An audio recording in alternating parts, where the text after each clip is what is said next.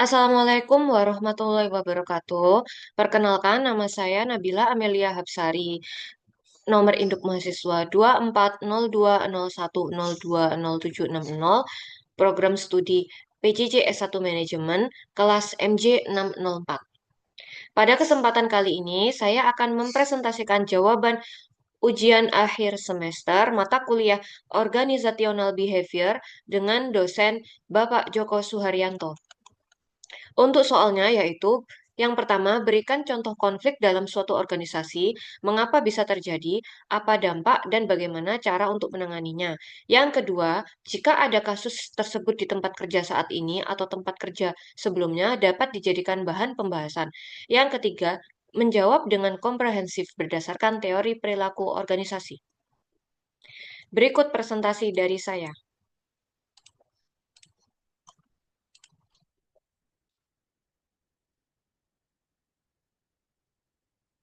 Untuk daftar isinya yaitu yang pertama, ada contoh konflik dalam organisasi. Yang kedua, mengapa konflik bisa terjadi? Yang ketiga, dampak konflik dalam organisasi. Yang keempat, cara menangani konflik tersebut menurut teori perilaku organisasi. Dan yang terakhir yaitu kesimpulan.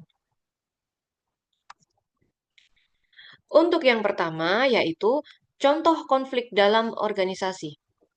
Contohnya terjadi konflik antara Departemen Pemasaran dan Departemen Produksi di sebuah perusahaan manufaktur.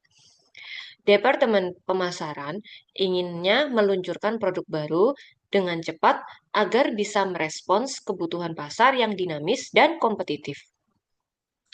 Sedangkan Departemen Produksi merasa bahwa persiapan dan kapasitas produksi ini belum cukup, sehingga peluncuran dipercepat dianggap berisiko menurunkan kualitas dari produk tersebut. Konflik ini bersifat konflik interpersonal dan antar kelompok yang biasanya melibatkan perbedaan kepentingan, perbedaan tujuan, dan ekspektasi masing-masing pihak. Mengapa konflik ini bisa terjadi? Menurut teori perilaku organisasi, konflik ini muncul karena beberapa alasan utama. Yang pertama ada perbedaan tujuan dan kepentingan, yaitu setiap departemen memiliki tujuan yang berbeda dan seringkali bertentangan.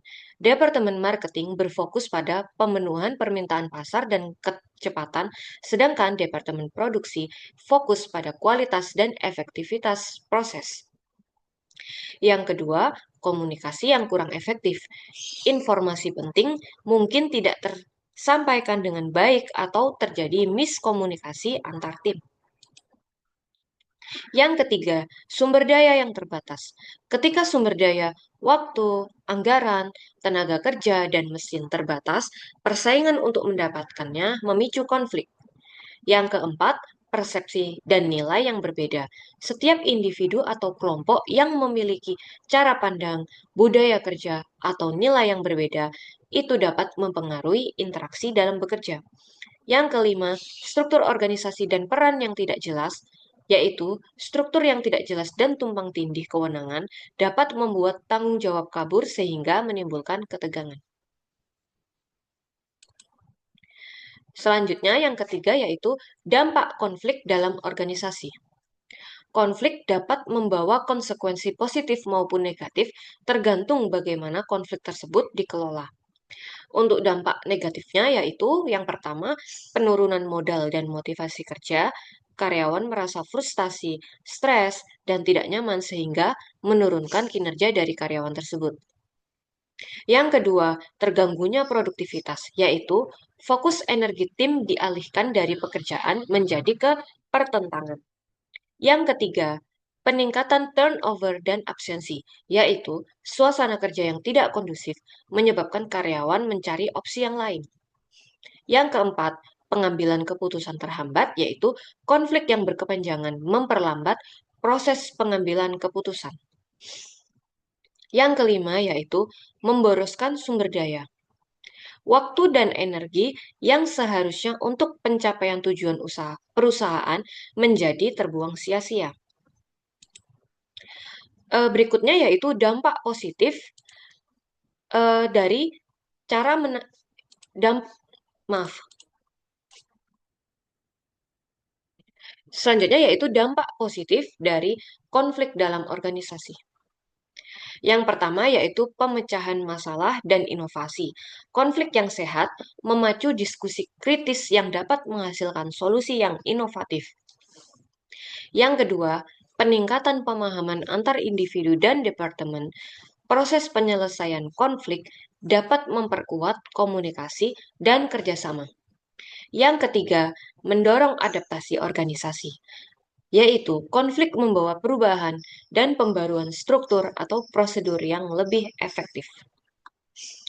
Berikutnya yang keempat yaitu materi cara menangani konflik menurut teori perilaku organisasi. Yang pertama, mengidentifikasi dan menganalisis sumber konflik dengan cara melakukan pengumpulan data melalui wawancara, observasi, atau survei untuk mencari akar penyebab konflik. Selanjutnya, memahami perspektif semua pihak terkait untuk memperoleh gambaran utuh atas konflik tersebut. Yang kedua, cara menangani konflik, memperbaiki komunikasi dengan mendorong komunikasi terbuka dan jujur supaya semua pihak dapat mengekspresikan kebutuhan dan kekhawatirannya. Berikutnya, menggunakan teknik komunikasi aktif seperti active listening serta menghindari prasangka dan asumsi negatif. Yang ketiga, memilih strategi penyelesaian konflik yang tepat. Dalam teori Thomas Kilmann, ada 5 gaya penyelesaian konflik yang bisa diterapkan sesuai situasi. Yang pertama, cara penyelesaiannya yaitu dengan menghindar atau avoiding, yaitu menghindari konflik secara langsung. Kapan digunakan? Jika konflik tidak penting atau sementara.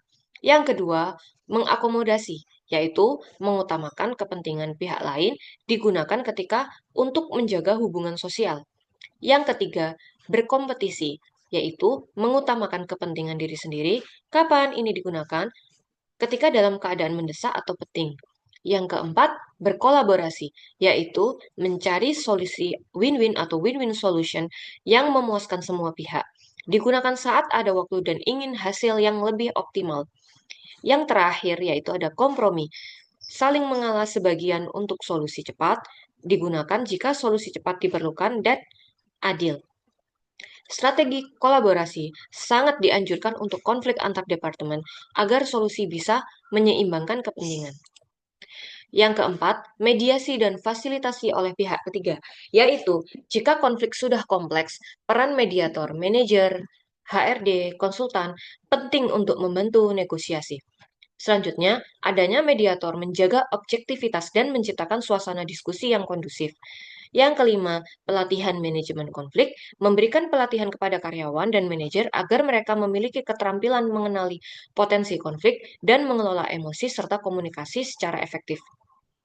Yang keenam, membangun budaya organisasi positif, yaitu menciptakan lingkungan kerja yang menghargai perbedaan, mendorong kolaborasi, dan terbuka terhadap kritik serta umpan balik yang membangun.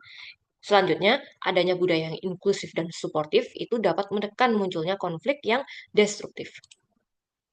Berikutnya yaitu kesimpulan dari presentasi saya saat ini. Yang pertama, konflik organisasi adalah fenomena yang wajar, namun harus dikelola secara tepat agar tidak merugikan kinerja. Yang kedua, penyebab utama konflik sering berasal dari perbedaan tujuan, keterbatasan sumber daya, serta komunikasi yang buruk. Yang ketiga, dampak negatif konflik dapat merusak moral, produktivitas, efektivitas, tetapi konflik yang terkelola dapat meningkatkan inovasi dan adaptasi. Yang keempat, penyelesaian konflik harus sesuai konteks dan bisa dilakukan dengan strategi komunikasi, negosiasi, mediasi, dan pelatihan serta perubahan budaya organisasi. Demikianlah presentasi dari saya. Kurang lebihnya, saya mohon maaf. Wassalamualaikum warahmatullahi wabarakatuh.